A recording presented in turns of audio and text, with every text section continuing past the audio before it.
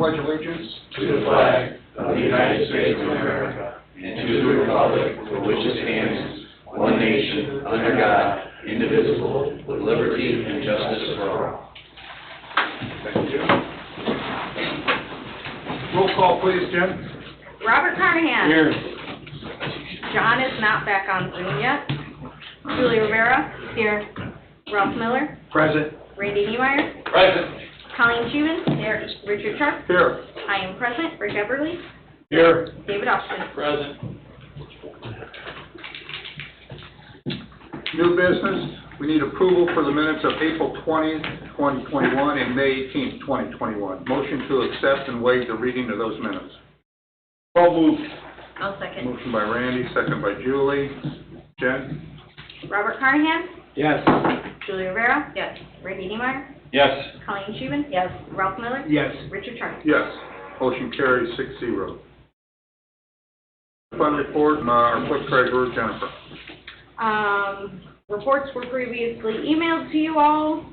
At this time, I really don't have anything new to report other than I also sent an email,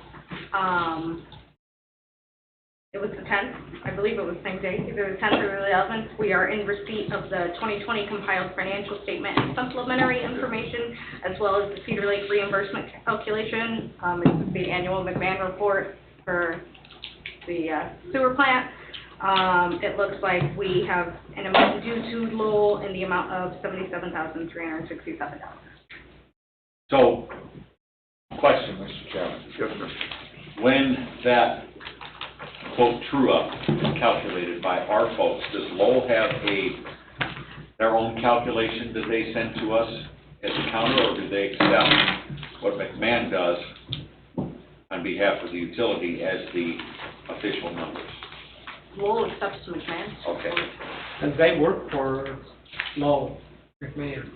Well, This report, I know in the past there was some debate at times with the clerk treasurer in Lowell about what was owed by who and when. And Lowell relies on the McMahon report. Okay. The clerk treasurer applies that report. Okay. There are times in the past, history will tell and reveal that our financial advisors have engaged in dialogue and explanation of review and have secured at times adjustments. But the number that is the baseline for a true-up is derived from the McMahon report. I'm good with that. that's the 77,000, right, Jen? Right. Yeah, So, which is less than the last couple of years. Yeah, but we it's pay still more a in. significant Didn't we amount. start paying a little bit more in? Well, that's the problem. In past JMOB discussion, it's my understanding from the JMOB meetings that I have sat in that when those, capital expenses come up, and I'm not talking like the big picture ones that we discussed, but the smaller ones, 6,000 here, 10,000 there, whatever.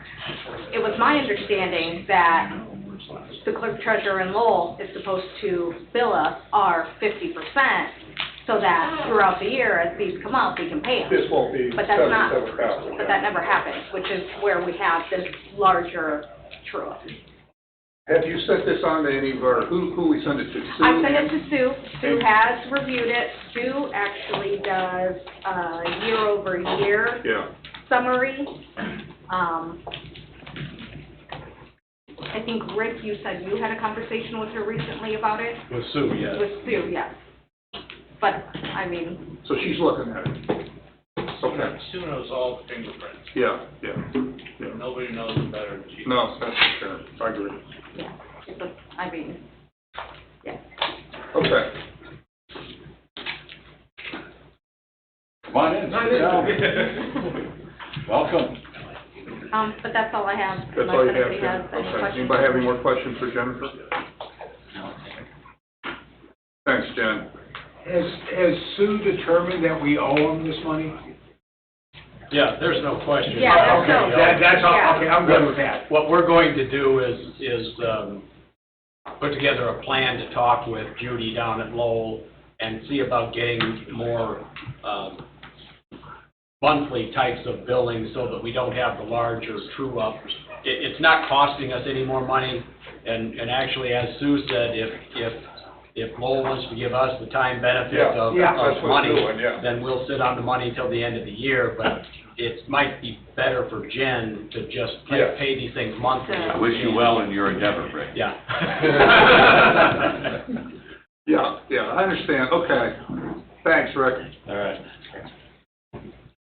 Moving to number 3, lift station number 3, force main break. We've had some problems with this lift station, and we've got a means to repair it and a cost, and, Well, we don't have that as of yet. We're getting an estimate to replace the force main at lift station 3, which is on Morris.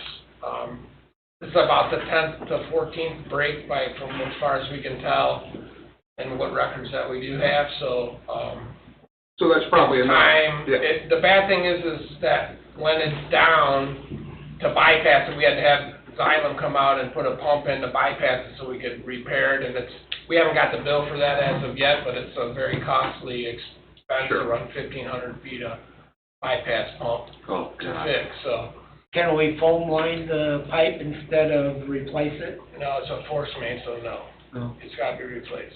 So, our plan is to get a quote on boring in a new 12-inch line, making the next size bigger, new, and then we're gonna leave the existing 10-inch line in and make that a bypass pipe for the future, so if there is a force main break, we could utilize that old existing pipe for a day or two while there's a repair made, so we'd be able to use our pump as a bypass and save, $15,000 every time if we ever needed it, so that's our plan. So we're gonna Okay. keep that old one, it's still working and it's still good, so it could last another 20 years and they're not being used, it could, Sure. we don't know, but Yeah.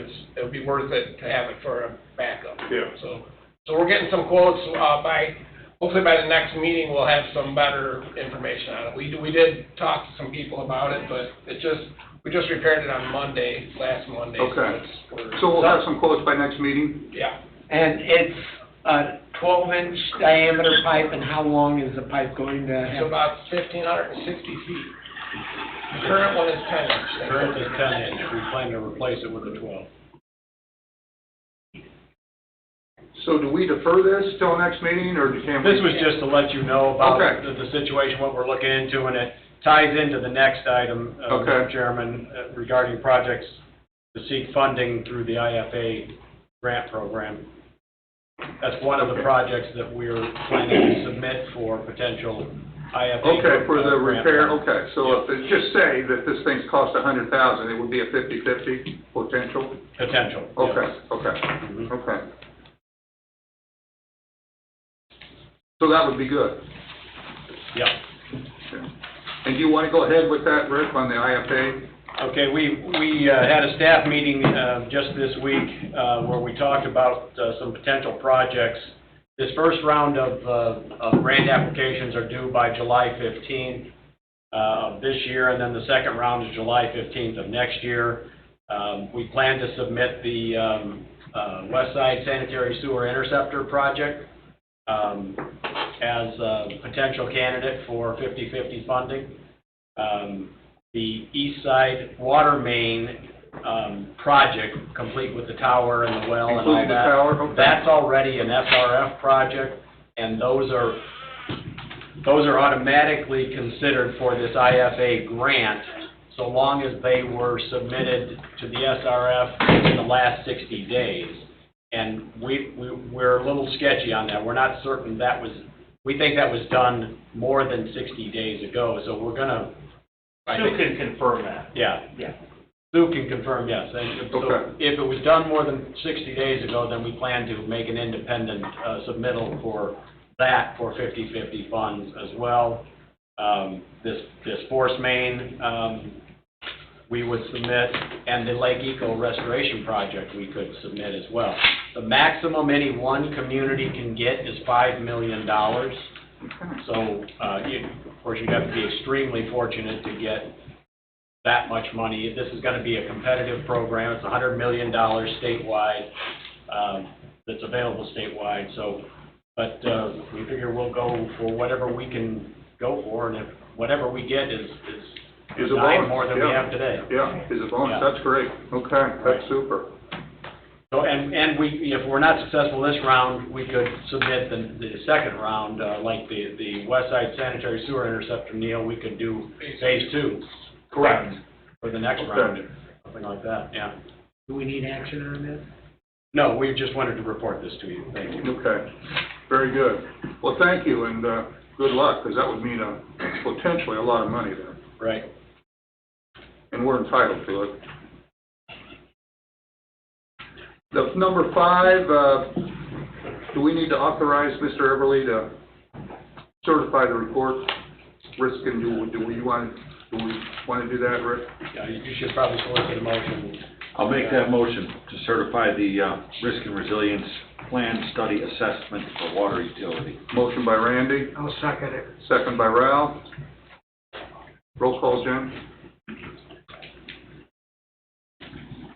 Robert Carnahan? Yes? John Foreman, are you there now? Yes. Julie Rivera? Yes. Randy Niemeyer? Yes. Colleen Scheven? Yes. Ralph Miller? Yes. Rich Strike? Yes. Motion carries 7-0. Thank you. Number 6, the consultant staff reports from our engineer in East Engineering. Neil? Good evening. Good evening. We have the item I, the West Side Sanitary Sewer Interceptor update. For Project 1, as has been mentioned and discussed, the easement acquisition is proceeding.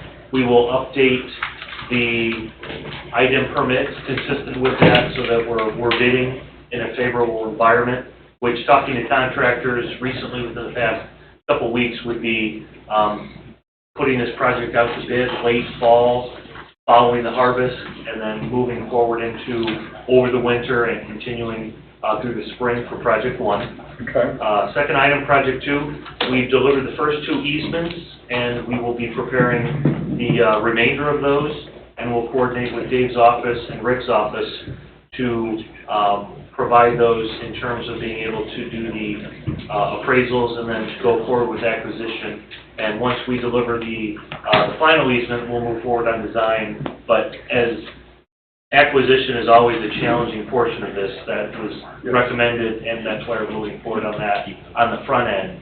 And then we'll proceed with design and permitting following that. Third item, East Side Sanitary Sewer Interceptor inspection update. We have prepared the bid documents for the lining and rehabilitation of the manholes from essentially 140th to lift station 3 general area. And I've contacted the contractor we're working with in Highland, who I've mentioned before that we do this similar project with them, and they have a couple comments. We're going to make those changes and then coordinate with the 4 contractors that we worked with in the past and coordinate that through Dave's office for the request for proposals, as this is a professional service. Right. So we should have an update by the next meeting of where we're at with that, but we are on task and on schedule for that third item. Item 4, the SSES update. Wastewater utility is proceeding on videos.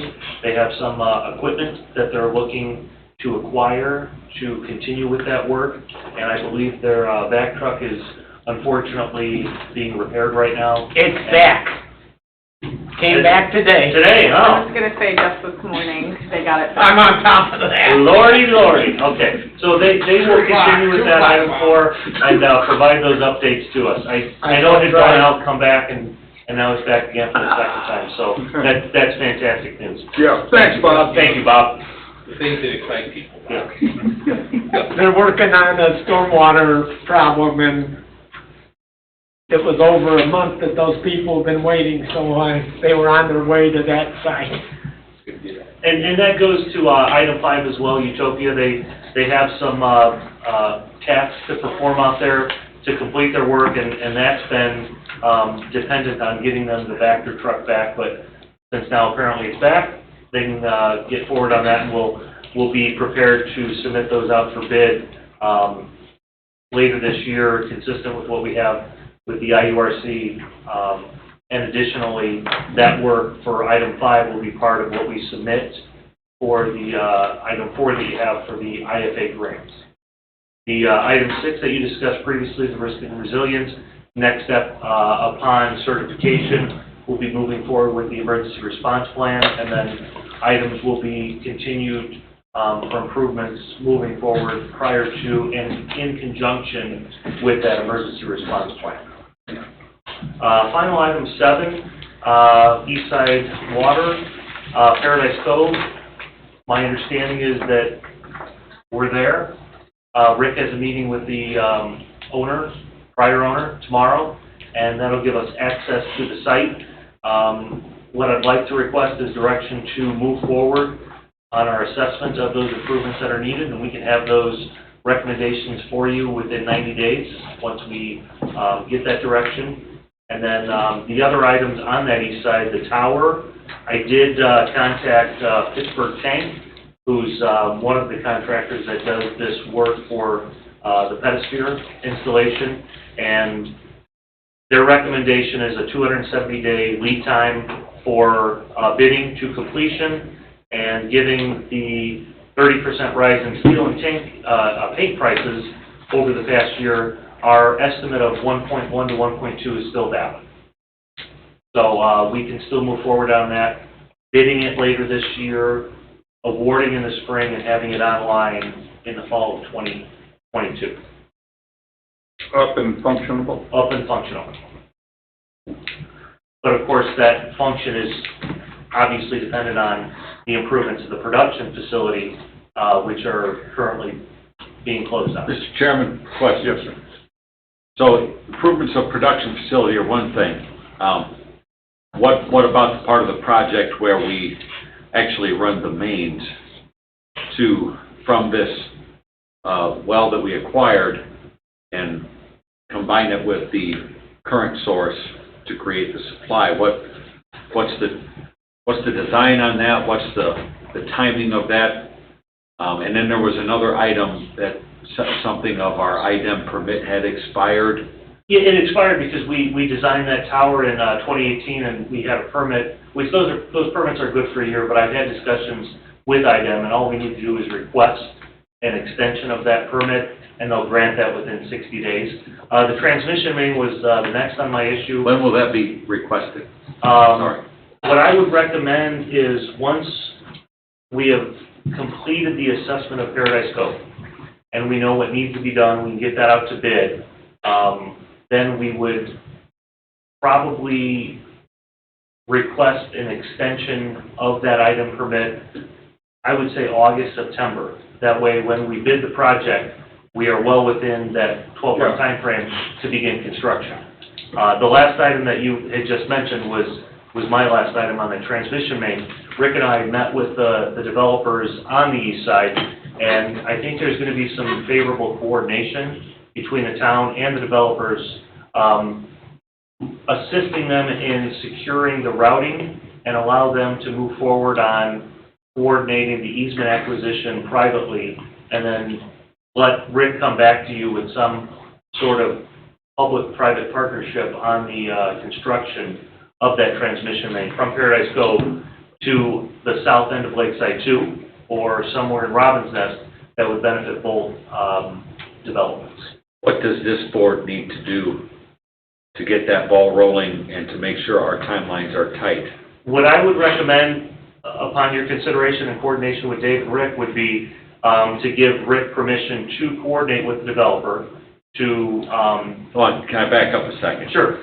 You said something about an analysis of the lighthouse well. What needs to be done to make that happen? Do we need an engagement with you? Tell me to get to work and we'll be out there tomorrow. Okay, Mr. Chairman, I'd like to make a motion to amend the agenda, and the item would be to direct Nice Engineering to begin the assessment of the former lighthouse well property, now owned by the town of Cedar Lake.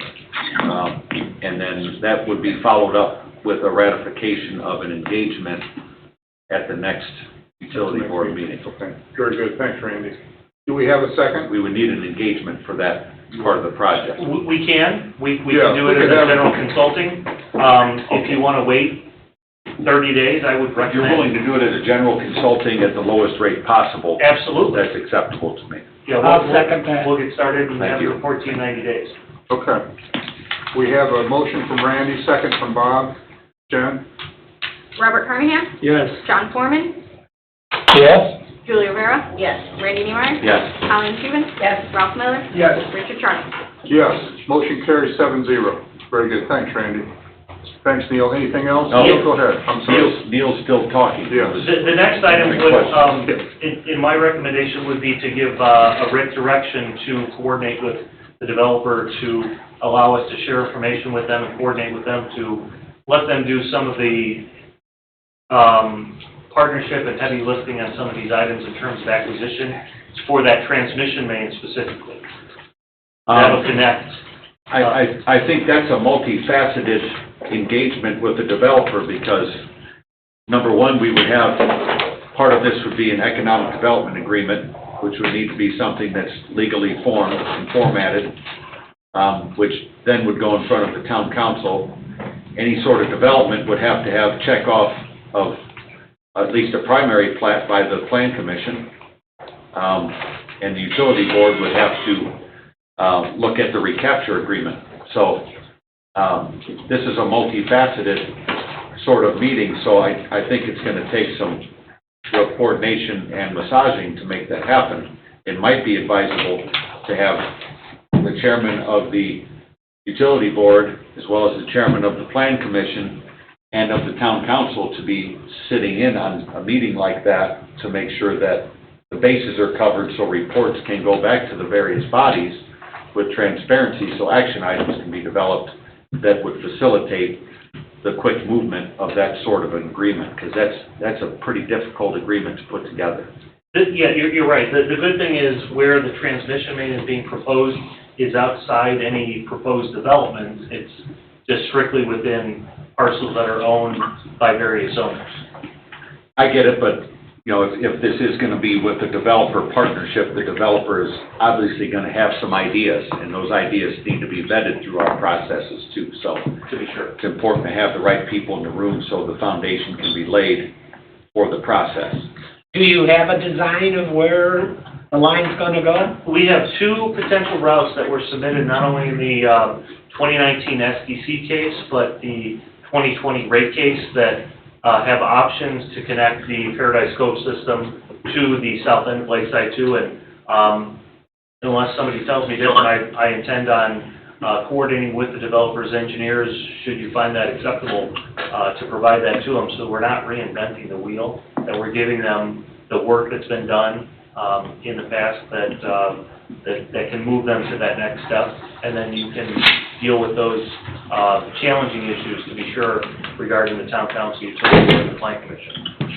Do you have that on paper that you could send me, two different designs? Sure, absolutely. All right, because I had asked that before, and I was told you didn't have a design. Well, there's no design, there's routing concepts, and I believe those were submitted as all part of the documents for the IURC rate cases, one of the exhibits. But yes, I can. Thank you. Any other? Yeah. Dave? Absent agreement is a recipe for disaster, so getting it right on the front end prevents that. That's why I said I thought we needed a kind of a meeting of the minds here to make sure we cover all those bases. It's a lot more involved than you described, but yes. Because if we're depending on a private property owner as being a partner in this process, that can get pretty murky. Many ways. So let's make sure that we're proactive, and Rick, if you want to contact the property owner there to get the seed planted of getting this conversation going, I'd say sooner rather than later, because we need to have action in order to get that tank up. And myself as a ratepayer of the water utility, you know, just like when the state increased fuel taxes a few years ago, as the owner of a trucking company, I saw a pretty major increase in what I pay in fuel taxes. I offer my support to that, as long as that infrastructure was invested in right away. Like, not typical government stuff that, oh, we'll do it 10 years from now. And the same goes as far as water infrastructure. If we're going to charge our ratepayers more, we need to have work going, shovels in the ground, dirt moving, infrastructure being installed, people need to see that their investment in that utility is not being wasted. People still won't be happy with paying higher bills, but at least there's something quantifiable that says, hey, you know what, at least they're doing the work they said they would do. That's important in this, that we keep this process moving with some urgency and some focus so the ratepayers can see the product of their investment. Thank you, Mr. Chairman. Thank you, Randy. Move to the Director of Operations, Superintendent. I have nothing further. The force main was our biggest thing we've Okay. dealt with here in the recent Sure. one, but that's all I have for today. Thank you. Thank you, Tim. County Attorney, I won't forget you this time, David, I'm sorry. Well, thank you, Rick.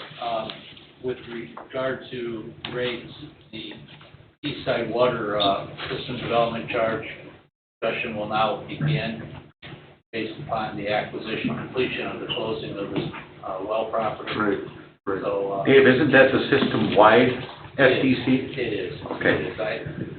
It's identified. That's leveling the whole thing out. It will level out Yeah. all the system development charges Got it. across our utilities. That'll begin immediately. Okay. Thank you. Thank you, David. JMOB, not anything to report, Other than I've reached out to Lowell's town manager to try to set up the next JMOB meeting. So I'll let you know when that gets scheduled. And I wanted to remind you that we have the meeting with the Lakedale Regional Waste District on June 28th here at 6 p.m. here at 6. Here at Okay. Okay. Thank you, Rick. Any public comment? Public comment? Jen, anybody online for public comment other than, Nobody's raising their hand. okay? Seeing no public comment, this meeting is adjourned. Our next meeting, Tuesday, July 20th, 2021 at 6:30 p.m. We're going to roll right into the town council meeting. Yep. You ready? Jen? Yep. Yep, you can go. Thank you, Neil. Thank you. Thanks, Neil. Thank you. This meeting is called to order. This is Town Council public meeting for June 15th, 2021. We'll start the pledge of allegiance momentarily. I pledge allegiance to the flag of the United States of America and to the republic for which it stands, one nation, under God, indivisible, with liberty and justice for all.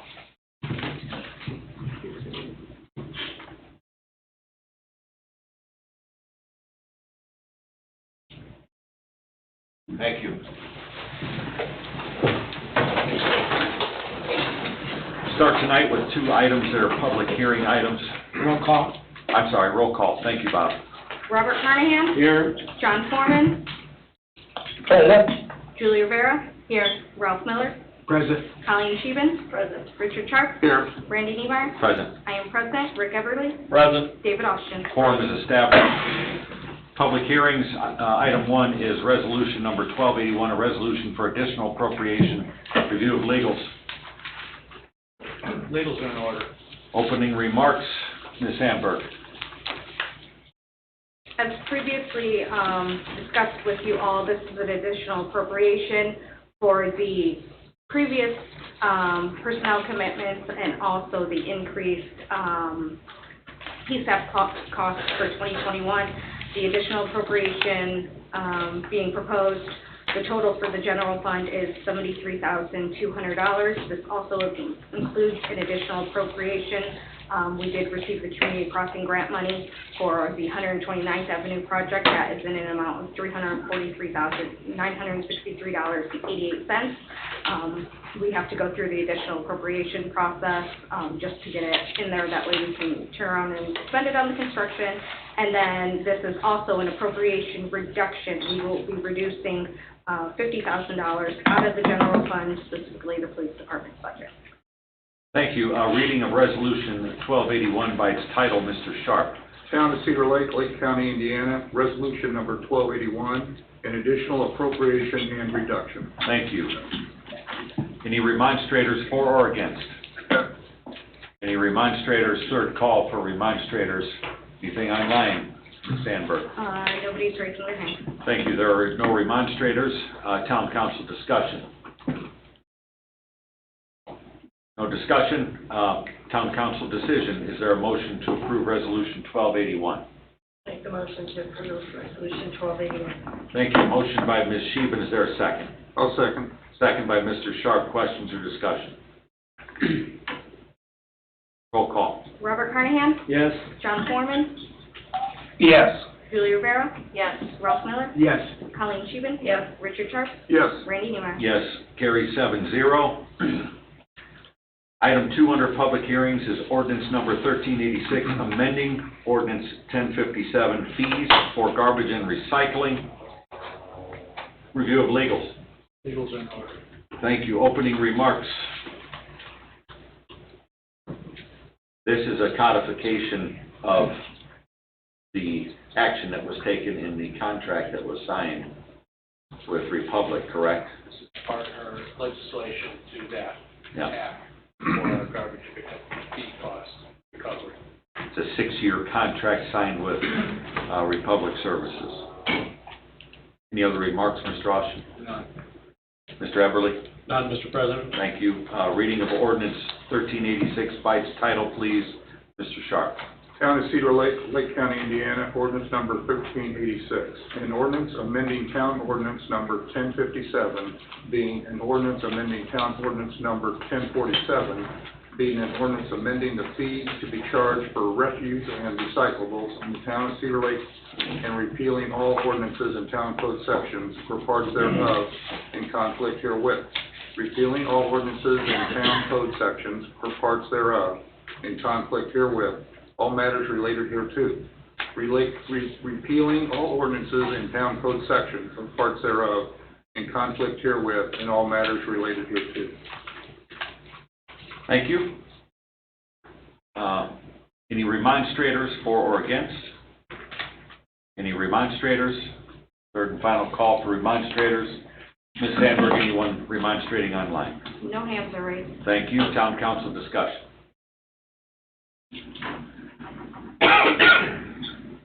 No discussion. Town council decision. I'll make a motion to approve ordinance number 1386. Thank you. Motion by Ms. Rivera. Is there a second? I'll second. Second by Ms. Sheehan. Questions or discussion on the motion? Roll call vote, please. Robert Carnahan? Yes. John Foreman? Yes. Julie Rivera? Yes. Ralph Miller? Yes. Colleen Scheeben? Yes. Richard Sharp? Yes. Randy Neiman? Yes, motion carries 7-0. Is there a motion to suspend the rules to allow for a second reading?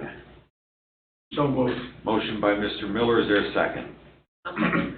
Second by Ms. Rivera. Questions or discussion on the motion? Roll call. Robert Carnahan? Yes. John Foreman? Yes. Julie Rivera? Yes. Ralph Miller? Yes. Colleen Scheeben? Yes. Richard Sharp? Yes. Randy Neiman? Yes, motion carries 7-0. Mr. Sharp, it's by its title only, ordinance 1386. Ordinance number 1386, an ordinance amending town ordinance number 1057, being an ordinance amending town ordinance number 1047, being an ordinance amending the fees to be charged for refuse and recyclables in the town of Cedar Lake, and repealing all ordinances and town code sections or parts thereof in conflict herewith, repealing all ordinances and town code sections or parts thereof in conflict herewith, all matters related hereto, repealing all ordinances and town code sections or parts thereof in conflict herewith, and all matters related hereto. Thank you. Is there a motion by the council to adopt? So moved. Motion by Ms. Rivera. Is there a second? I'll second. Second by Ms. Sheehan. Questions or discussion? One quick note for the record, the new fee that will be charged is $20 per month. Any other discussion? Roll call. Robert Carnahan? Yes. John Foreman? Yes. Julie Rivera? Yes. Ralph Miller? Yes. Colleen Scheeben? Yes. Richard Sharp? Yes. Randy Neiman? Yes, motion carries 7-0. We have Mr. Rogers. This will require publication of the notice of adoption. Take care of that. Thank you. Public comment on agenda items. Any public comment on agenda items? Diane?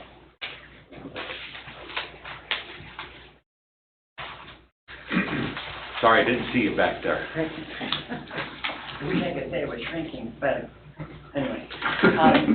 I would like to address the second topic under your new business.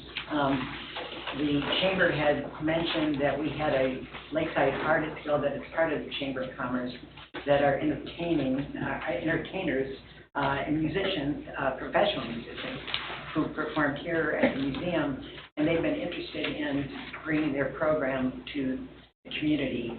And when I heard that the South Shore grant might be available to Cedar Lake, I wanted to extend our support and encourage you, if it's going to be no financial obligation to you, that perhaps you seek that grant.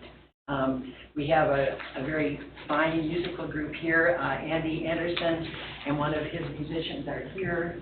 And I'm sure they have a proposal which I believe they forwarded to the town. And we've talked about the fact that we'd like music in the park. And I think this is a group that could entertain for us at a relatively nominal figure. We used to pay $12,000 for the symphony, and this is, depending on how many programs you would want, this would be considerably less. So just, as I say, just to encourage you, if it means no financial obligation to you, we encourage you to consider it. And I know Doug Spencer is here to discuss it with you, so I just wanted to add my 2 cents, I guess. Thank you, Diane. Thank you. Thank you, Diane. And I can make note that I saw them at the museum dedication, and they were excellent. What a wonderful performance. So, yeah, you can. Go ahead. I'm Andy Anderson, Yep. as she just said. I'm here with Benton Wedge. He's our artistic director. I'm the general director. And what's the name of your organization for the record? Lakeside Artists Guild Thank and you. Academy. We have an academy as well. We are already committed to doing a series in Valpo at a winery there. And so we're already going to be preparing a new concert every week. And we thought it would be a beautiful thing if we could bring those concerts. Congratulations on that commitment. Yeah. It's the first step. Yeah, and so we're fundraising for it, and my goal is to have it so that all of these concerts can be free to the public, that we don't have to charge tickets for it. And so grant money, things like this would be huge. But I'm also doing my part. I have $3,000 raised so far. So Awesome. we're on our way. Real good. So thank you. Thank you. Any other public comment on agenda items? Anything online, Jen? No hands are raised. Thank you. Public comment is closed on agenda items. We have our consent agenda, minutes of the May 4th, May 18th, and June 1, 2021 meetings. Claims, All Town Fund, $167,795.68. Wastewater Operating, $47,401.03. Water Utility, $48,839.39. Stormwater, $15,427.75. And payroll for June 10, 2021 of $307,413.35. We have the manual journal entries for May 1st through 31st, 2021. Donations, DARE donations, the Lawrence Property Group, $250. Milestone Contractors North, $250. Pinecrest Marina, $250. Austin Kuiper Jositis, $100. AMVEX Post 15, $250. Ray and Wally's Towing, $250. CL Vending Inc., $250. Sportsman's Den, $250. White's Custom Concrete, $100. Kimberly George, $100. Hanover Central Middle School, $1,000. Douglas MacArthur PTO, $250. Douglas MacArthur PTO, again, $1,000. Eagle Riders, $250. Phil and Sons, $100. Holy smokes. Somebody's a good fundraiser. Sarah. Wow. Yeah. That is impressive, that list. Other donations is Fraternal Order of Eagles donated $300 to the CLPD for Police Week. Vips Tag Day received $967.94 in donations. And Dairy Queen Grill and Chill donated 200 hot dogs for the CLPD DARE graduation picnic. Welch's Stop and Shop donated 250 hot dogs for the CLPD DARE graduation picnic. Motion to accept and waive the reading of the minutes and accept the consent agenda is listed. So moved. Can you guys do a hot dog, eating contest at the graduation? John, we've got it set up here right now. We're waiting for you. Motion by Mr. Sharp. Is there a second? I'll second. Second by Ms. Rivera. Questions or discussion? Couple here. On the claims, Groove Brothers, it says chain 20-inch for $281. We didn't buy a chain for $208, we bought a chainsaw, right? No, I'm sure it was more than one chain or a chainsaw. I don't actually know, but it wasn't one chain, I guarantee you that. Okay, I thought that was a high price for just chain. It's a special chain, Bob. Yeah. Inflation. Yeah, those are about, yeah, that might have been for 10 chains or a chain string. All right, then the next thing I caught, this caught my eye, NIPSCO lift stations of $4,395.04. Is that the cost to run all the lift stations for a month or so? I guarantee not all of them, Not all of them? far more than that. Okay, so that was just for some of them. Yeah, we It just probably, says lift stations, so, if we were to pull the claim, normally the way NIPSCO's billing runs is we get about half of the bills at the beginning of the month and then the other half of the bills like midway through the month, so. I was curious to Yeah, know what the cost is to run the lift stations per month. You are more than welcome to come and review the NIPSCO bills with me, but there's Okay. quite a few of When them. we adjusted the floats on lift station 1, the NIPSCO bill went down $1,000 a month. Oh, that's fantastic, great job. Wow. And then we added, so there's just, Any other questions? No, that's it, thank you. Thank you, Bob. Roll call vote, please. Robert Carnahan, Yes. John Foreman, Yes. Julie Rivera. Yes. Ralph Miller. Yes. Colleen Scheven. Yes. Richard Sharp. Yes. Randy Neemeyer. Yes, motion carries 7-0. And tell Sarah, thank you for her efforts. Yeah, she reached Very out to good. the, I think she reached out to Joe's side of the building, or Michelle, and found out who all the businesses were that do business in town. And we sent a letter to every one of them because you have to remember that COVID really shut down our fundraising ability with DARE, plus school was out, so then they were trying everything they can to have the DARE program, on top of the fact that they combined the schools over on Hanover side from 2 to 1, and we weren't getting the funds from their PTO because they weren't expecting it. So it's been a struggle. We saved, over the couple of years, and we're able to maintain it, and now we're building those funds back up because it's self-sustained. The DARE program doesn't get anything from the town except for the officer, so.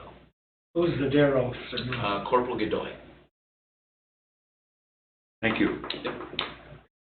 New business, item 1, Tim Kubiak, town promotion fund request in the amount of $1,000 for 4th of July parade. Mr. Kubiak.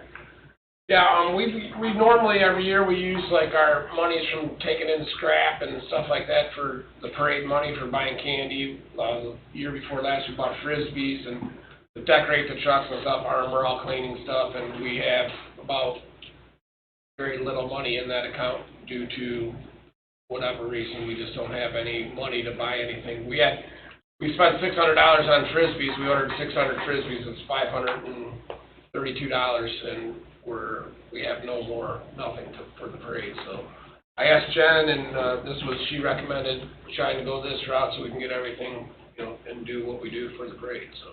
Okay. So moved. Motion by Mr. Carnahan, is there a second? I'll second. Second by Ms. Rivera. Questions or discussion? Roll call. Robert Carnahan, Yes. John Foreman, Yeah. Julie Rivera. Yes. Ralph Miller. Yes. Colleen Scheven. Yes. Richard Sharp. Yes. Randy Neemeyer. Yes, motion carries 7-0. Thanks, Tim.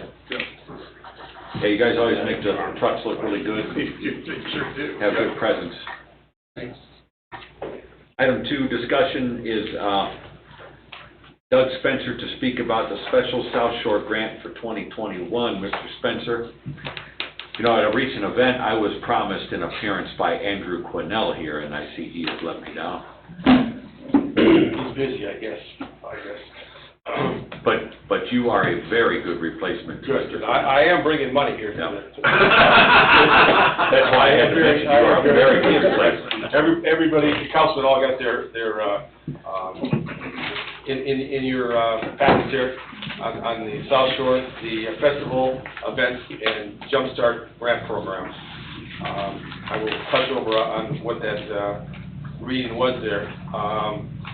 They've got money just like many of the towns and state and what have you. We got money from the COVID relief fund, I guess I recall that there. And anyway, the board took that money and decided to pass it out as grants to their different towns that they represent there. And we came out with an amount of $20,000. So each town has got a $20,000 grant for projects, I shouldn't call it projects, but events that promote tourism, festival, events, signage. Also, when I talked about festival events, Diane did kind of touch on something there. In that package, I did also touch on, let me go back here, take a step back. Certain things that I had looked at because I was part of the group that when we decided what we were going to do and what we wanted to use the money for and what have you. I was looking for such things as like a Saturday night festival, music festival here at the lake. Maybe you could do a couple days there. $20,000 would go for a couple days anyway. The proceeds from that could be a kind of a starter for the money that's raised on such as the beer garden, what have you, onto a cause such as naturally I thought about the lake right away, but also the band shell came into thought. Also, we could use that for way signs and some promotional signage that we use, even to the point that possibly we would use banners on maybe a special events and what have you. We could go the easy route and just say, well, it's $20,000, let's put that into the band shell or whatever. That's the easy route. This money is not decided by me per se. This money is for the town. You guys decide, you look at what people have got, you decide from there, as long as it kind of goes along with the guidelines there. And the guidelines are right there within your, within the application form. I presented a couple applications that came real quick from Hobart. The one board member from Hobart is Nikki, and that's her job. She's a event coordinator there in Hobart. There, she has no funding, no account from the town. She has to develop that all on her own. So she was very happy to see this there, and they put on a real good farmers market on Thursday night, and she's got the vendors up to in the 160, 170 range, and bands and food carts and what have you. That's nothing. and she, she's had, she had a couple year head start on us or whatever. Not that we're not, that we're not doing a great job too. But I thought I'd make mention on that, and also the city of Crown Point. Mary Huran is also looking at live concerts. He's got a series of them in Bulldog Park. They also have car cruises on Saturday evenings and different music events. So they're all, so they all jumped on that pretty quick there. And the deal is, as far as jumping on pretty quick, we need to get that, at least the application for this in before the end of the summer here. The one letter that I did send you on item number 5, it makes mention to that it has to be done by January 31st and 2022. So that goes all the way into next year. But we're not locking into that particular date there. They just kind of, that was a placement that they put into there. So once the form is completed and what have you, Jill or whoever, or Jennifer sends it on to SSCBA, and then we'll take it from there. The board will take it from there. Where's this money coming from that the SSCBA is distributing? That money's coming from the state. That $4,700 that every town around here gets from the SSCBA from the hotel motel tax is not part of that. This is an extra. $300-some-odd-thousand. But where's the state getting this money that they're distributing? Is this part of the ARPA funds, or? Yes, I believe so, yes. Got it. So, I wanted to make sure that you guys knew about it. I wanted to make sure that you guys knew that this is your baby to handle, and what have you, as far as what you decide on doing on it. So in glancing over this, Doug, if you could answer a question, so just coming to mind is, I mean, we obviously don't know how much the Lakeside Artists Guild would charge for a series. And maybe there would be some other ideas to add to it. Could that application be submitted as kind of a broad, multifaceted sort of application? Exactly, So we could use it on a few different things? That's kind of why I presented both of these things, because you can see Crown Point has a fair amount, and Hobart has a fair amount of things that they're using it for. Okay. In other words, they're making sure they get the $20,000 taken care of. You know. So every city in town gets $20,000. East Chicago, Hammond, and Gary all get just 20? Okay. So maybe, Rick, a good idea would be to get our Park and Rec committee together to kind of put together this application and give a little direction on what exactly we're kind of including on the application. But the council could consider tonight offering direction on that application being completed, but then that committee could weigh in on those individual items like what was presented here tonight, and maybe some other things going on this summer, like the Steam Through History and some of the entertainment that's ongoing with the farmers market that I know that Ms. Dykstra has looked for some support in beefing that up as well. So there's opportunities here right now. Yes, yeah. We don't have to look too far. They're sitting right in front of us. Right. Back of the room. But back there, they had suggested coming and doing every Thursday night. Yep. And that may take up a good portion. And I know the farmers market, they have had over 143 vendors, and they receive quite a bit of money for those vendors to have a spot. But if we broaden the application, it at least allows for multi-use for those purposes, and we're not using it for something we didn't specify.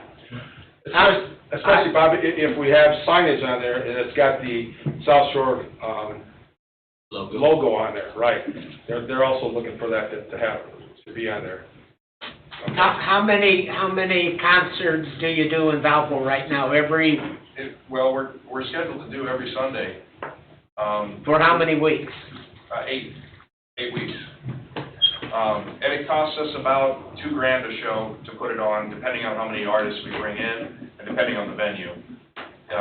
If the venue costs are lower, like here we have to pay for an insurance policy. Out in Valpo, they have an insurance policy on the venue that we don't have to pay for that. So there's less costs there than there are here. So here it would be about $2,000. There it's about $1,500. And who in Valpo? It's Anderson's Winery. Yeah, okay, but No relation to me. Do you work with the park department there or something in Valpo? We don't. That's just that she has opened it up so that we draw a crowd for her business. It's a private. Yeah. But we're hoping to replicate that concert here just for the general public. That's our goal. So, are you, anything else to present on that, Doug, before I ask for consideration by the council? I didn't bring anything in my wallet or anything for you. Well, that would have been nice with all the DARE donations that we got. Come on. No, that just kind of, just FYI information. I thought it was nice that the town's got an extra $20,000. Oh, that's great. It's great. Put on a little bit of festival and what have you there, and that's all that I have. Okay, thank you, Doug. Yeah, okay. Thanks, Doug. And I wanted to make sure that the money just didn't go, I don't know, to just a nonprofit organization or whatever. I wanted the whole town to, try to enjoy it there. And it's a festival type thing would be. This is going to be a great summer here. As last summer was kind of a lost summer. Yeah. And with some events this year, people are anxious to get out and enjoy their communities, and people are kind of staying closer to home too. So this money could go a long, long ways to really attracting a lot of people to Cedar Lake, so great thing. Doesn't the fire department have a car show? No, we're having a fireman's ball.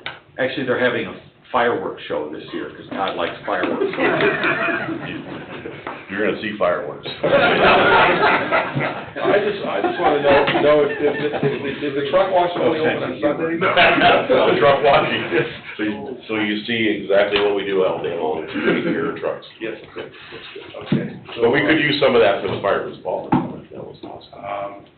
Publicity again, signs and what have you, signage. So is there some parameters given about signage, what, you know, is the SSCBA logo going to be circulated to the grantees, or the grant, I guess that would be, grantees. Grantees that we give the money to? Yeah, and that way it could be included on promotional signage, and can the promotional signage be paid for with the 20,000, or is that? No, it can be paid with the 20,000, and as long as we're looking at that, we get, you know, most of the bill is billed on that, so we see that, so we can, so we justify it with our auditors, and if we get audited, you know, which we do like every year, so. Very good. Very good. Doug, I got, are you guys gonna make a $20,000 donation to the town, or are we gonna submit the bills up to you guys? You're going to fill out an application, and as such as, if you look at the one that Crown Point gave and Hobart gave, they asked for the full $20,000 and what they were going to use it for. And then we will go from there and say, yes, this is fine, we'll go with it, and we will pay the $20,000 and ask for that you use our logo, and also ask that we have some kind of, you know, it's not just the Ralph Miller Fund. Yeah. You want a receipt? There you go. So the money's not gonna come through the clerk treasurer? The money's, the request is gonna come up to you, and you're gonna write the check? But To any the money town? received by the town goes through the clerk treasurer. Yeah. Every dime that comes through here goes through her office. No, what, no. He's not bringing directly, he's not gonna bring a check to the town council and say, It's a grant. here, guys. No. Ralph, that's a grant, so they're gonna disperse the 20,000 to the town if we have the money, and she'll disperse the funds, and they just wanna see what the money's being spent for.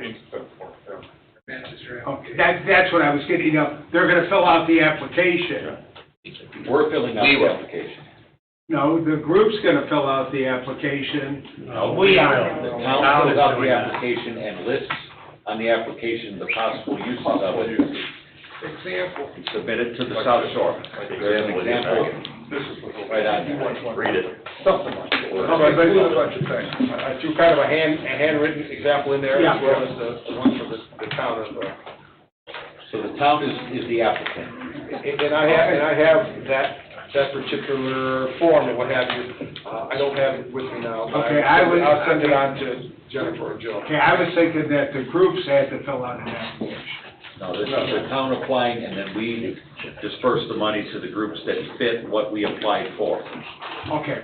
And then I guess, and to make things easier, I would say, Diane, your guys or whatever, fill out a form, and you plan to spend X amount of dollars for this, you know, this, what you need it for. Yeah, we would want to request. Yeah. Yes, and the fire department, if you need it, if you want money for your signage or what have you, what you know, are asking for the money for. So it would be good if we're granted 20,000, then whoever we're going to then in turn disperse that to, make a request to us as a way to make sure we have accountability, right? So we can track all the dollars, and that when you guys are audited, we have everything in order. Thank you.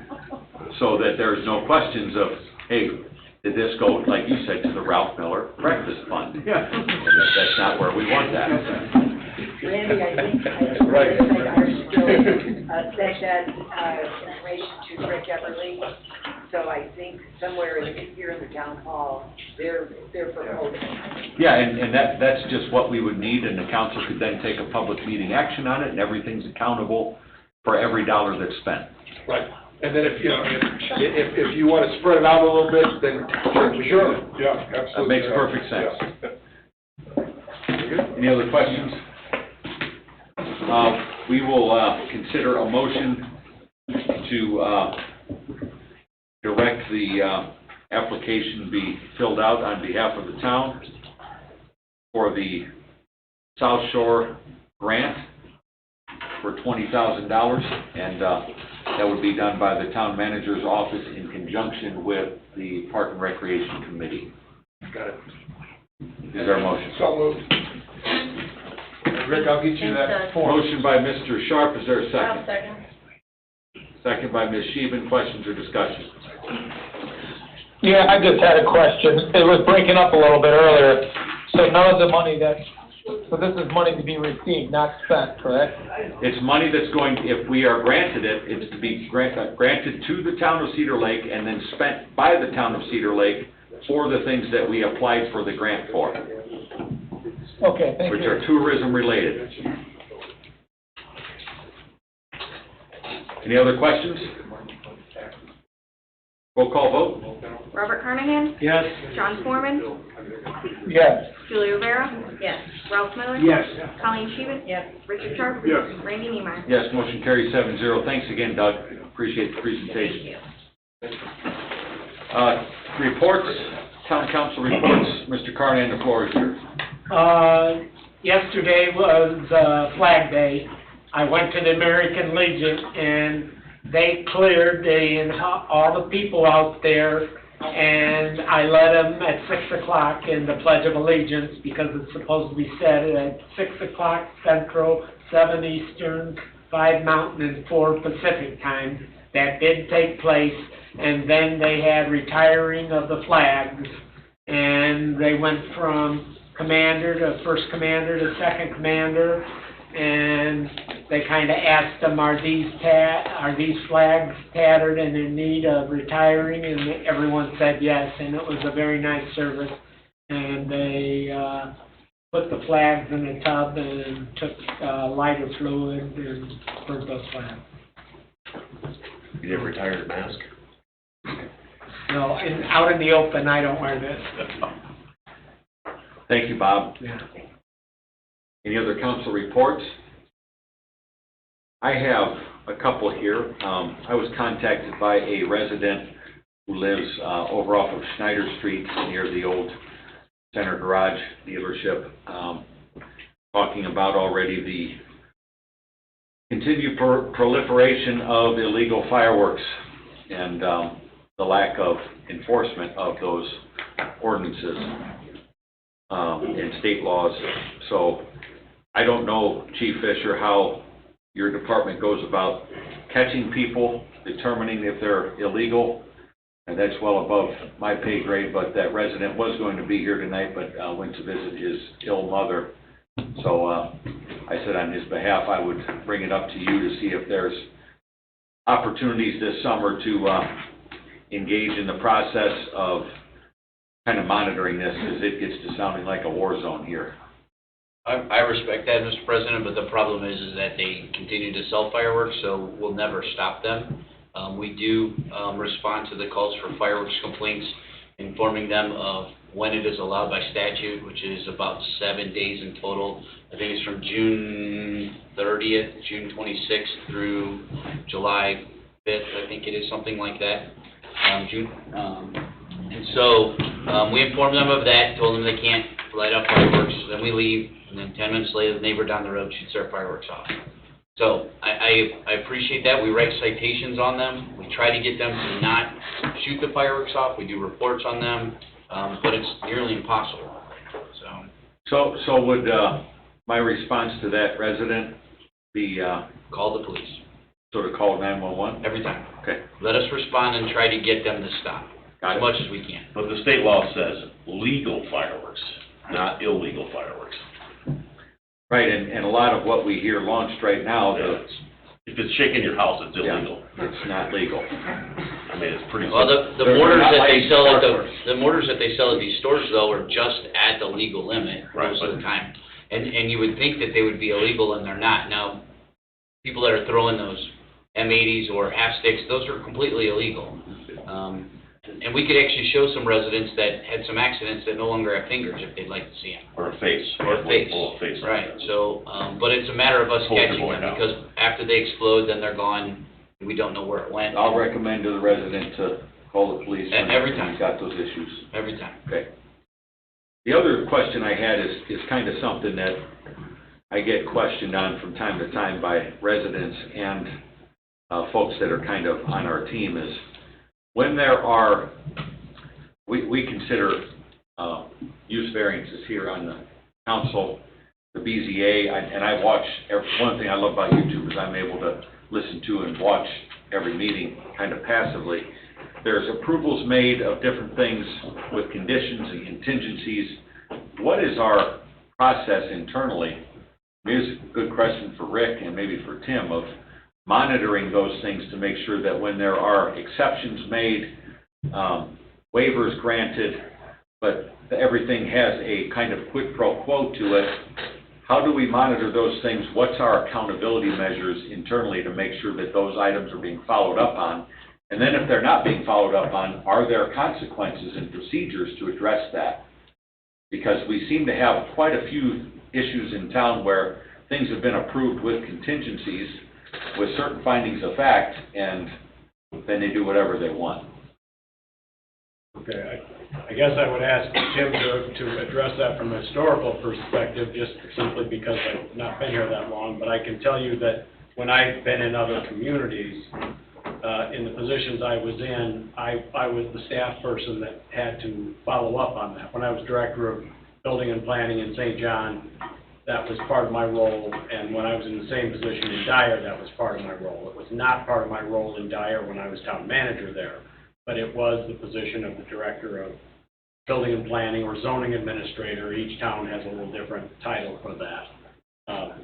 It's essentially the staff person who is assigned to the BZA for putting together things like the packets and attending meetings and that type of thing. So in our case, it would be our planning director, who's Jill Merck. Correct. So what would Jill then do with that information? How would she go about creating the enforcement of those conditions? What would be the step for her procedurally? Well, the first thing is to notify the petitioner of what they're in violation of or what they haven't completed yet. We need to keep in mind that some of these things have a time limit on them, like the one that's at the intersection of Lindbergh and on the north side of 133rd and Lindbergh. That had until the end of May of this year to complete its plan that it was approved for. So we have to make sure that they're not outside of those time limits, for starters. If they're still within those time limits, then there's no enforcement yet. So we have to make sure that we know when they were supposed to do what and by what date. What they were supposed to do and by what date. And then, if they haven't done what they're supposed to do, that can invalidate the variance that was granted, I believe, David, if they haven't been. But our first action would be to contact them, make sure they're aware that they're out of compliance or in non-compliance, and then if they don't bring themselves into compliance within, let's say, a 30-day period, then we can take action to invalidate the variance that was granted to them. Has that ever been done? Not that I'm aware of. I've done it in other communities. I've not seen it done yet. So essentially, do you know that if that's ever been done? We've gone to several places and took the letter of their approval from the BZA to them, and, like the 10-car, the whatever, and, most people that we've done it to have gotten back into compliance with what they were supposed to do. Unfortunately, with the number, I did it to a few different people throughout, the community over time when people call and complain, and we had a plan to try to get all these out and check on them periodically, but with what we got going on in the building department, it's like, down at the bottom of the list of stuff to deal with at this point, so, it's just a matter of, we get 30 to 50 inspections every single day with what's going on here, so our time is You know, and again, when there's a complaint made, we usually pull out that paper, look at what was approved, we go over there and tell the people like, hey, here's what you got. And most people get on board with that, so haven't had that big of you know, that many that are out of control, I guess, but. So I guess part of the concept in creating a planning director position, as well as another building inspector who's also to do building code enforcement, was be able to follow up on these things. Right. And while I understand it's pretty busy, I still think that's pretty important for the credibility of our local laws and the credibility of the action taken in meetings. Right. For those things to have some sort of timeline of follow-up on them. Even if it takes us a little bit longer, as long as, you know, we're putting our eyeballs on those things, it lends credibility to the process, because I think a lot of people that come in front of the BZA and even the Plan Commission, what I see is kind of a confrontational approach sometimes, because, well, their neighbor just did whatever they wanted and nobody got written up for it. Right, and then they're trying to do it the right way and getting run through the ringer, so it creates this double standard for citizens, Yeah. and also for our staff. So it might be a good thing if something internally can be discussed at maybe your next staff meeting, of putting in place, okay, this was approved, this is the follow-up time frame, right, and then that way there's some system of accountability as we go through the process with these. Because right now, our BZA and Plan Commission sometimes lack credibility, not because of the action they take, but because the people who are in charge of enforcing that action either can't or won't do it. And I'm not Randy, saying who that asked refuse. you about this subject matter? What's that, John? You want to know who person that asked you about it? I've had Somebody I've had people over the 11 years I've served on the council ask me about it every year. I get sent pictures on numerous things. I have plan commissioners that bring it up to me. There's people all over the community. The who is not as important as the what, John. The idea that our boards and commissions are taking action that seems to be ignored is not a good thing for our community.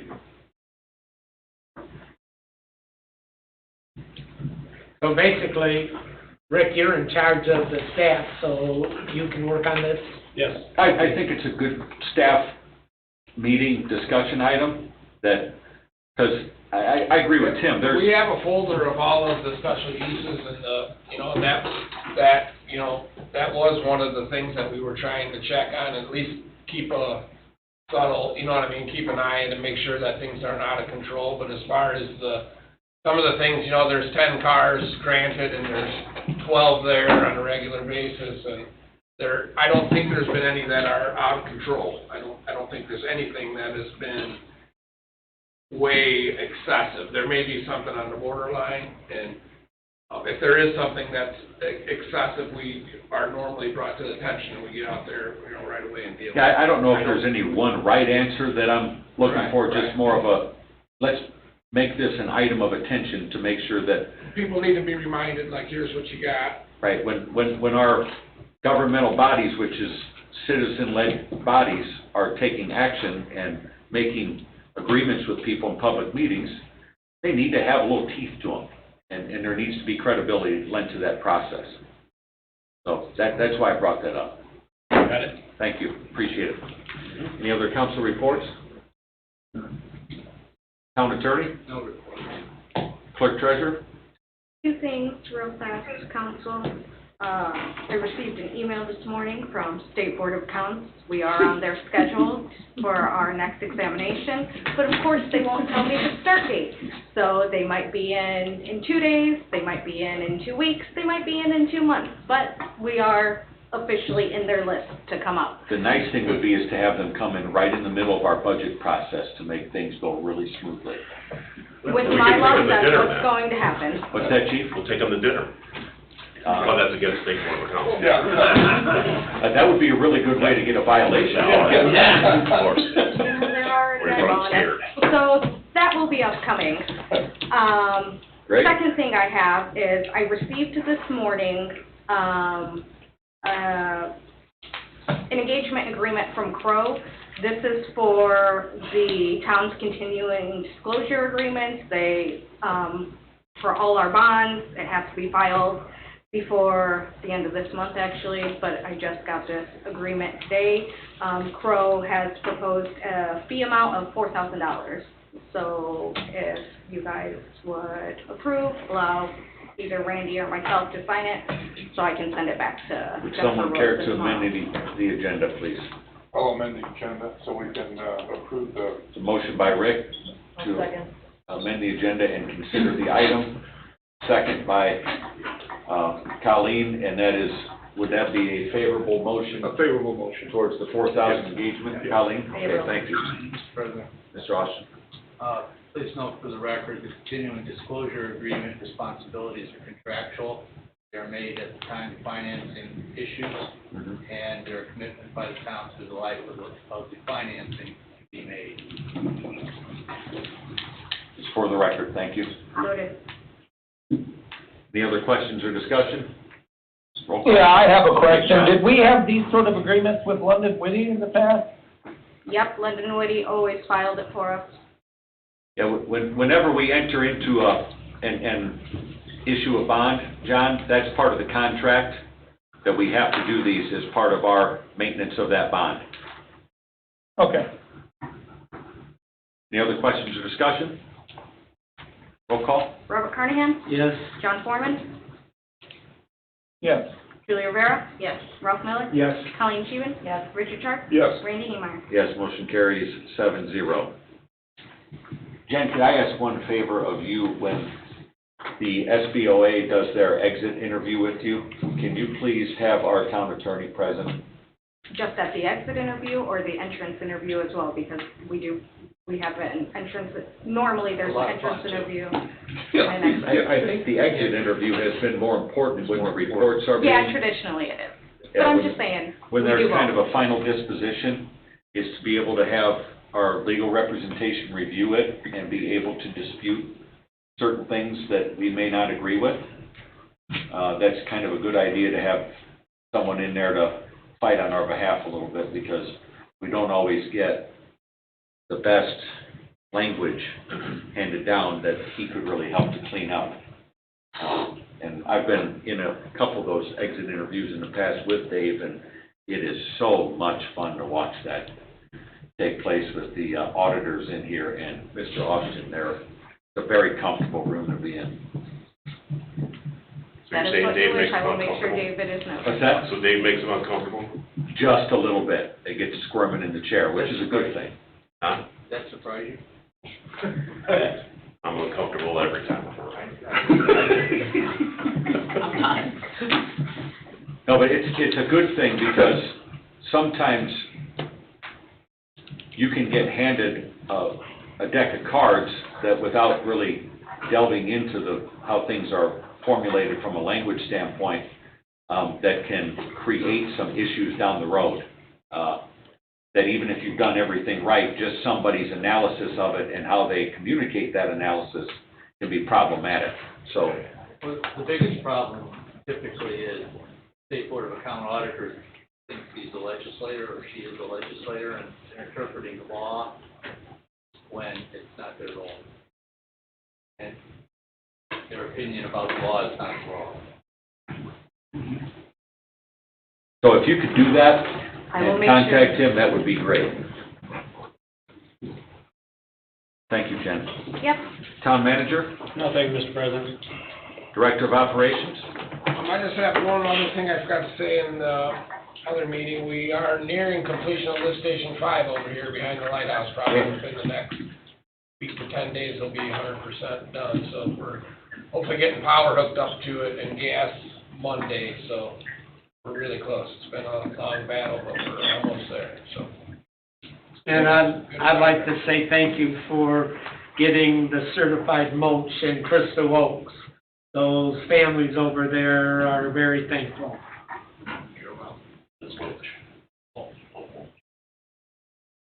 Police department. Council, you received our calls for service for the month, or for the month of May and through the year, that were steadily increasing each month on our calls for service, with our citations, 234 warnings, 30 total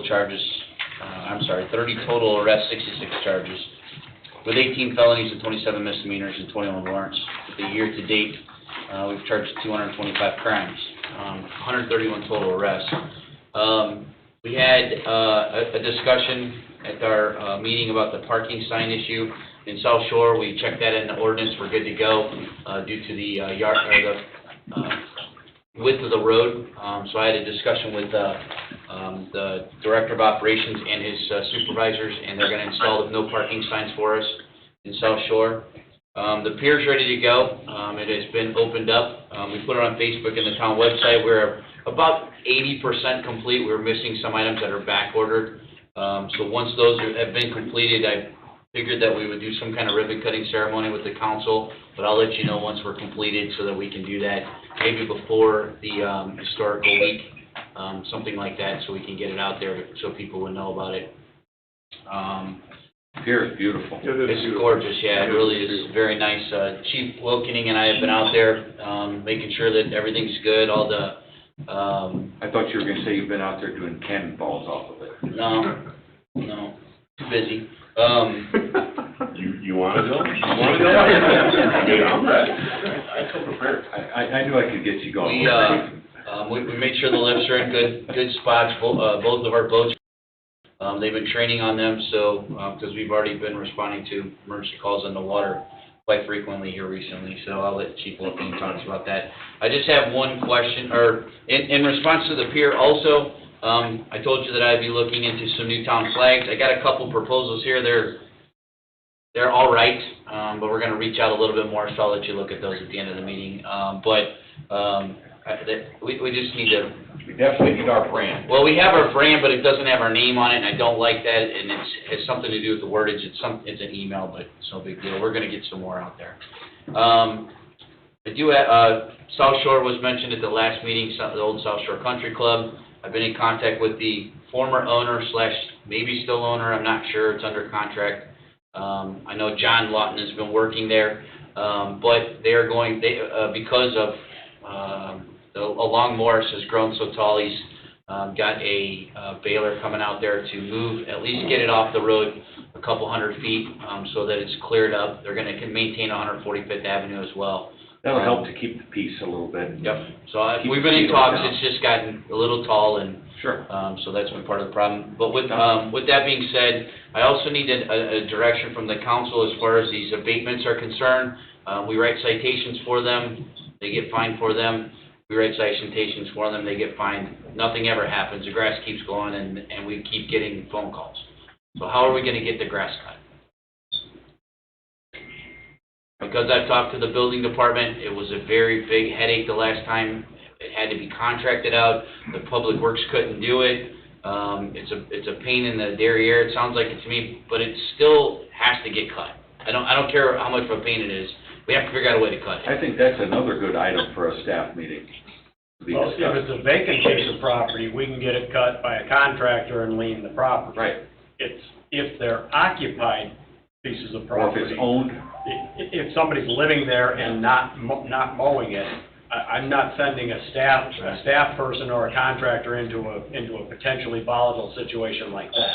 So I don't know how many of the situations. Well, we're just you're getting to talking that point now where multiple tickets are gonna be issued because they're just not taking care of it, and courts are backed up 10 to 12 months on certain things, it's just not getting to court. So, I mean, we're getting to court now for 2020 citations, so it's just not, it's gonna be winter time before we go to court, then it won't really matter. That doesn't really help the neighbor that's looking at the grass right now. Right, and now we mowed a piece of property, I don't know, a week or so ago, Tim, that was vacant, and we're leaning the property. But, so if it's vacant, we'll, either our Public Works will mow it, or we'll get a contractor, and we'll start having them mow it, and then we'll bill the property owner or lien the property if we have to. I just don't know how many of them. I was asking Jen earlier, she was explaining to me the funds for something like that or not. She don't know where it would come It from. was very Yeah. costly last time we had to It'd pay be for costly. that, and I have no idea where we pay for that. And it's not something we even discuss in budget meetings. No, we don't budget for it. No. So But that, the calls keep coming. yeah, so that question of abatement is a very interesting one. Dave, what's your recommendation You on that? can't send any staff on an occupied property. Right. That's trespassing. Well- There needs to be a court order. Court order is for entry to the property. And then when you have such an order, we're able to go and cut, clean, select. I can appreciate that, but then the council needs to understand when you're fielding these calls, because I've received them from many of you, you have to tell them that it's going to take months to get a court order. It's not gonna happen overnight. There's no way possible. Because first we have to go to court on the citation on itself. And then, It's different. There are two different proceedings in the statute. One process permits entry to the property to abate the nuisance. after the citation's been, Well, you'll issue the citation simultaneously, but you won't prosecute the so we can do it simultaneously? You can file those items simultaneously. Actually, I would suggest the council not make legal interpretations, and the best thing is to send them to you, to the police. Oh, no, I'm okay with it. I'm just saying, when they call you on it, you gotta explain to them that it takes us time. It can't happen overnight. Right. But If you have that's a better thing to come from your department, we're not law enforcement officers, so. I appreciate that. I'm just, they can call me. I'm okay with that. I'm just trying to explain to you guys that it doesn't happen There are overnight. hurdles. There are legal hurdles. Yeah. Chief's right. We're trying. I get it, and I've communicated those legal hurdles to people too, and, people don't always understand it, but I think that's a valid question, and for our budget season, maybe we need to look at a realistic number for those abatements that we can invest up front, because we're not gonna collect on those liens for quite a while. Yeah. But still something that, in maintaining quality of life, that is a necessary part of what we do. And the abandoned things, we've been getting that public works out there, and we just get them weed eated and mowed, cut, clear, brush out, and do the best we can. And by the way, we do notify the property owner ahead of time. We give them a period of time to Right. get it mowed. We don't just go out and mow it. We let them have an opportunity to mow it or clean up the junk, if it's a junk vehicle, whatever it might be. Let them have an opportunity to do it, and if they refuse to do it, then we go in and... That's fair. Yeah, we give them the time too, so. Right. So they get in time from the town hall as well as the police department before. Right. And anything to just happens. explain about those no parking signs in South Shore, Colleen, I got a call from Dave Crane, a resident there, and he's called me several times on this, that when it's especially busy in the summertime and the parking lot's full of bugaboos, that folks will come in with their pickup trucks and boats, and they'll park right alongside the road in your subdivision and walk the bugaboos to have lunch or dinner or something. And that's where that came from, and how narrow those roads are. It's only 18 feet on It Dewey would make Street, sense so. to make sure that people aren't utilizing that as overflow parking, because then it creates a heck of a traffic hazard on those narrow streets. So we're just gonna put some no parking signs, in the subdivision on the side of the road. Okay, So perfect. just to keep that, it gives us the ability to enforce something. Right, right. It made sense. Oh, definitely. And my only last issue, we had some question as far as animal control. I made contact with animal control. We signed the contract.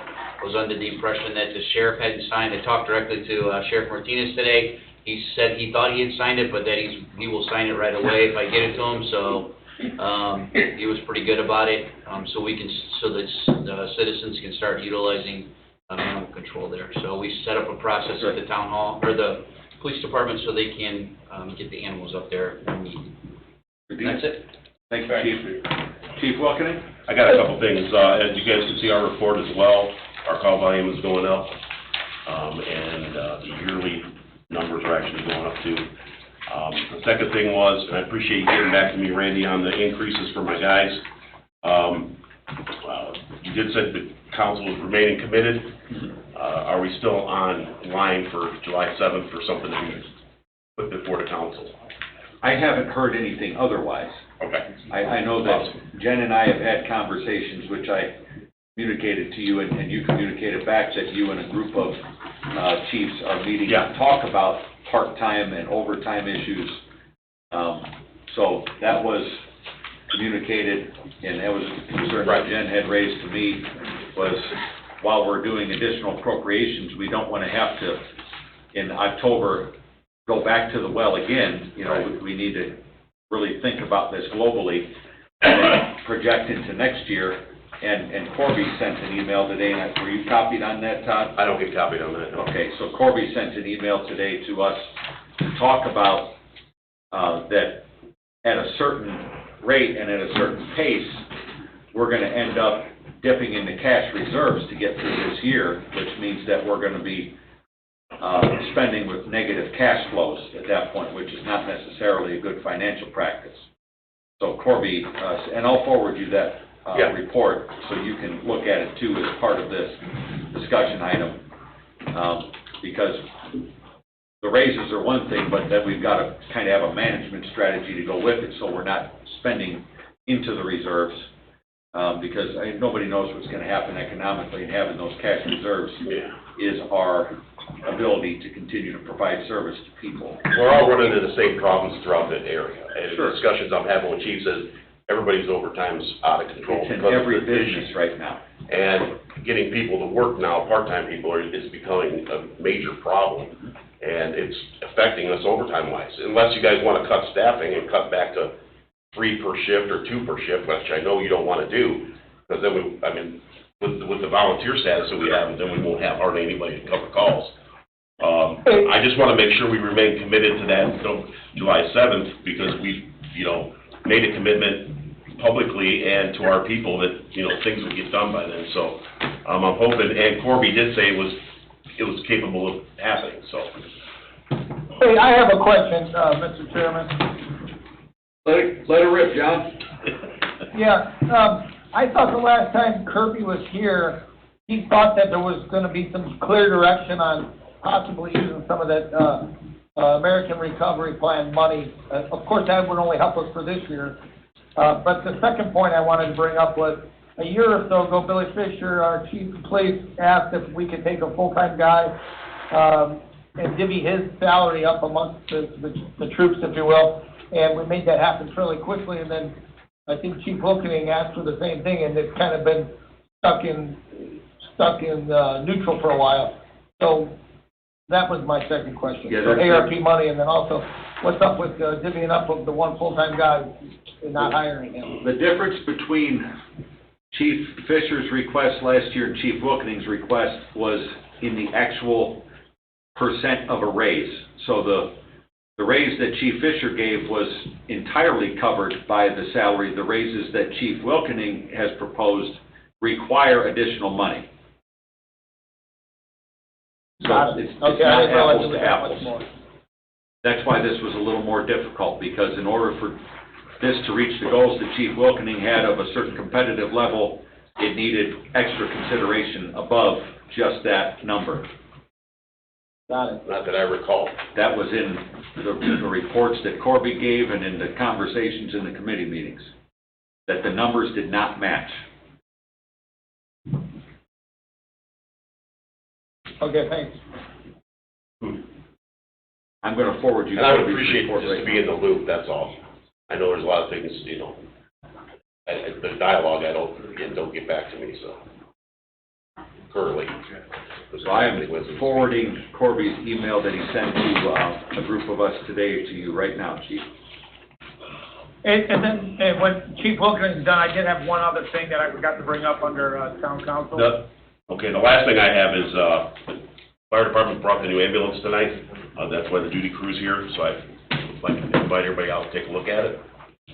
It'll be on display out there as well as a couple of the units, so, we're looking to have it in service in another week or so. Let's put it this way, I would like to see us have that item that you requested ready for consideration July 7th. So whatever work we have to do between clerk treasurer, our financial advisor, your department, our town manager, and town attorney, I want that work to be done. So we can at least have an item ready for consideration that's been fully vetted and ready to be voted on. Thank you, Randy. July 6th. What date is that, John? July 6th. July 6th. July I'm sorry. 6th. Yeah. So if we could all work together to make sure that happens, and if we need to have a committee meeting as part of that, putting that item together. Yes, that Let's was Corby, and my recommendation was we have one more committee meeting to discuss some Let's things. make sure that the chief is in on that too. I will send out a request to see what Okay. council affairs availability is. I might not be able to attend in person because these next few weeks in my business, it seems like everybody wants to go on vacation, so I am saddled up to an 18-wheeler every day, so If we, it's just the way it is. You're it. That's it. Then I'll email it. giddy up. The last part of my report would be, to consider, we're looking at what we're gonna do with the fourth ambulance that we'll end up having. We're going to take a look at possibly getting a price for the future onto just a chassis one of those, so that the next ambulance would be substantially less cost to the town. So we're gonna evaluate the two oldest rigs, the two that would need it the most, and see which one will be the better fit and the less cost. So I'll have a report for you guys once we get that done. I'm hoping to have something available here, to be parked here at Summerfest as a boo-boo station. That's awesome. So, Thank you, Chief. all right. Thank you. Hold on one second. Yeah, hey, John had one thing.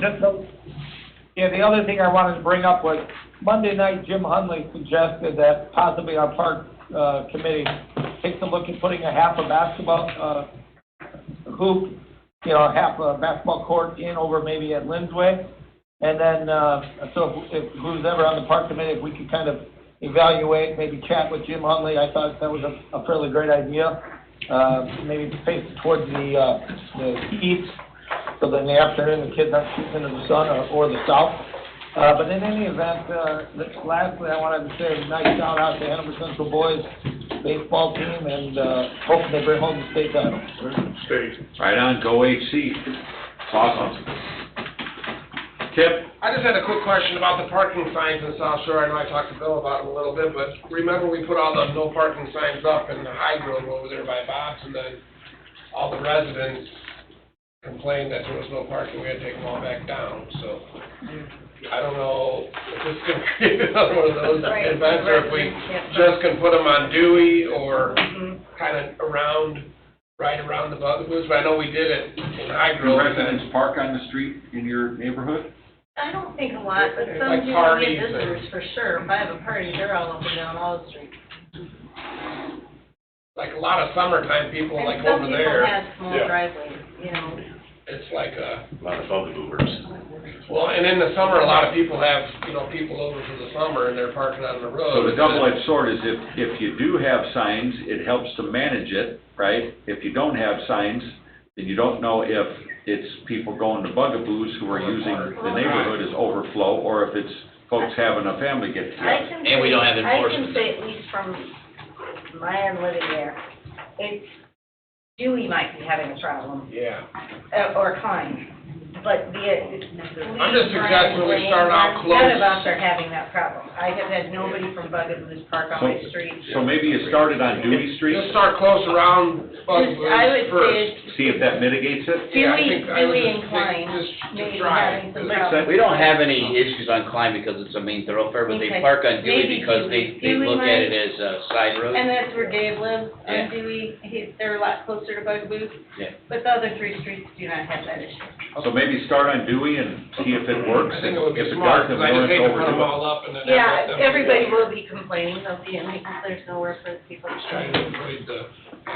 I'm okay with that. Hey, Colleen, why don't you maybe check with the board and see their thoughts? I mean, I understand one resident in the neighborhood mentioned to you, Randy, but I think that. It's been mentioned several times over the last couple of years Chime in. that as Bugaboos gets busy in the summertime, Dewey Street is I typically used for would say overflow. it's possible on Dewey. I'm not on Dewey very often, just because the little street doesn't connect it.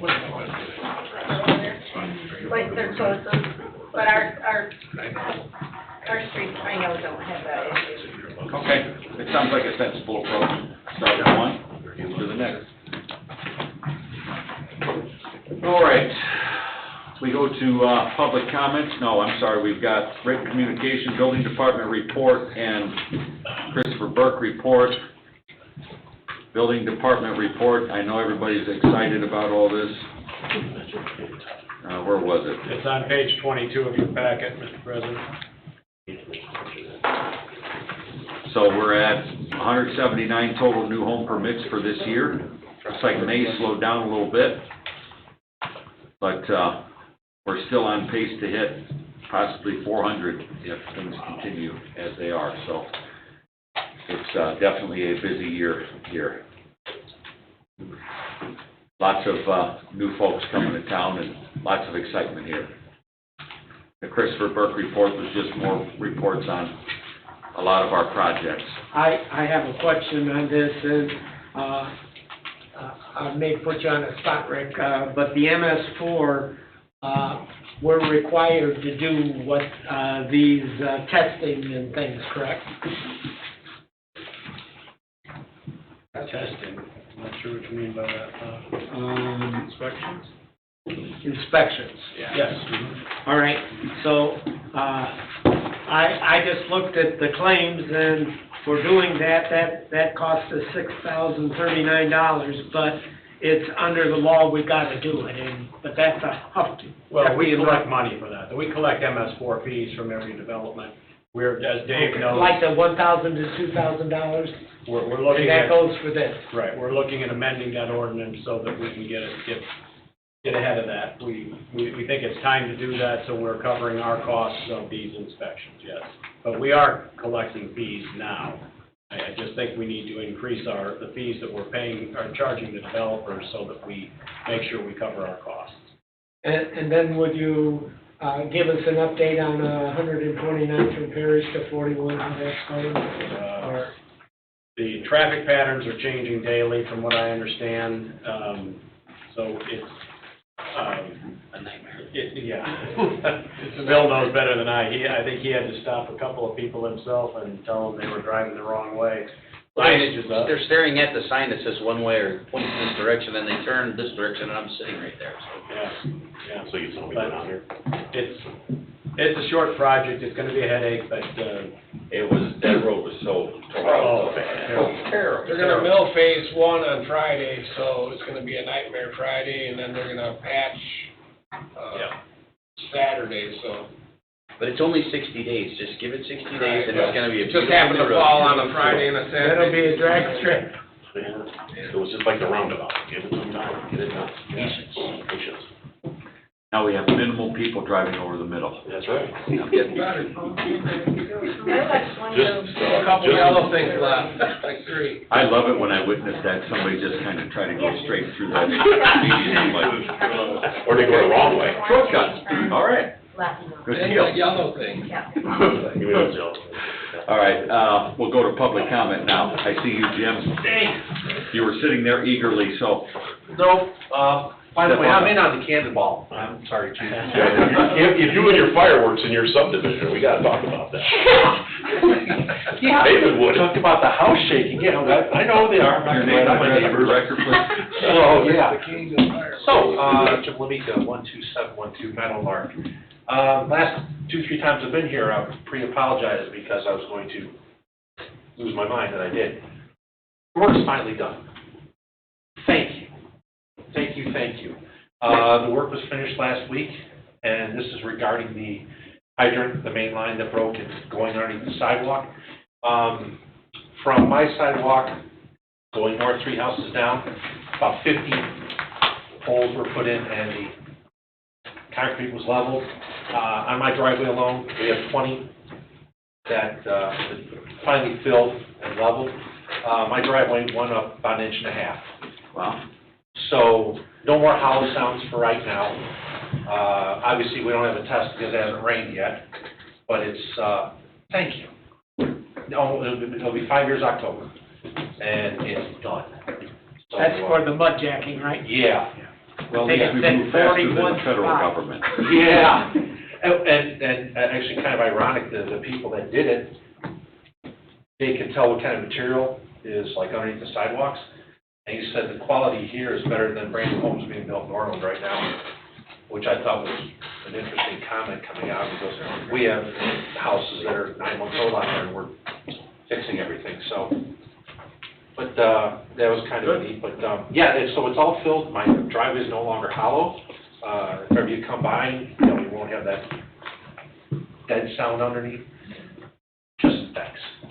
Seriously, I don't Thanks for your mean to patience, Jim. complain and cause grief, but it's always complex to do these sorts of things, and I know sometimes people don't understand it because there's such a slippery slope to walk when it comes to private property and government interaction and things like that. So it's always it takes a process and takes time, and your patience was rewarded, and people evaluated it properly and documented things the right way and did it the right way, so. So there's no more trippers, as they would call them. And I'd like to thank you, because most people come in and complain. A lot of times we don't hear from people thanking us for something done, so I appreciate that. Yeah, I can't, that's not my style, I can't do that. Again, before maybe if I kind of snapped or something, I kind of apologize with my frustration. You were never out of line, Jim. No, I don't think so. I don't think You always so. presented yourself very well. There's been others, but. No problem. So again, I'm in for the cannonball. Hey, I'm just glad your driveway didn't collapse from all the fireworks going. Those are friends of yours, by the way. Whoa, wait a minute! Those are They're probably firemen, there's no doubt about it. No, computer programmers. So again, thank you very much, I Thanks, really Jim. appreciate it. Yeah, thank you Appreciate for coming in. Any other public comments? Any other public comments? Anything online, Jen? I see no hands raised. Okay, well, thank you everyone for coming tonight. Stop by, see the ambulance out there. Our next council meeting is Tuesday, July 6th at 7 PM. This meeting's adjourned.